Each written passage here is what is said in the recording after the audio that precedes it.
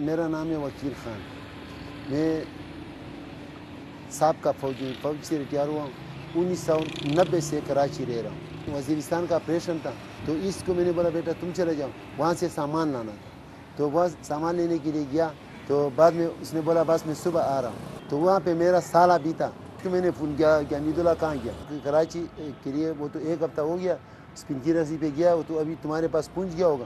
میں نے بولا وہ تو نہیں پہنچا، مارک تو ابھی دیکھو 5 سال روزہ اس نے رکھا، 5 سال۔ اس بیٹے نے بولا کہ ایسا نہیں کرو تو مر جائے گا، شوگر اس کا شوگر بھی بن گیا تھا۔ ابھی تو ہمیں خوشی ہے کہ پاکستان کے اندر آ گیا، تو ابھی اگر پاکستان کے اندر جیل میں ہو جائے تب بھی یہ ہمارا اپنا ملک ہے۔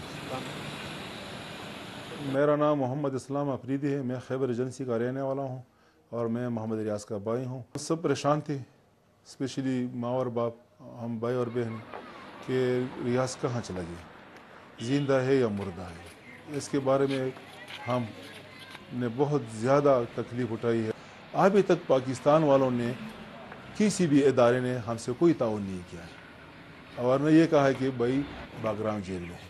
سن 2012 میں ہمیں اطلاع ملی کہ یہ رہا ہونے والا ہے، محمد ریاض باگرام جیل سے رہا ہونے والا ہے۔ تو جب ہم نے ICRC والوں سے پتہ کیا، انہوں نے صاف بتایا کہ پاکستان نے ان سے انکار کیا کہ یہ پاکستانی ہے نہیں۔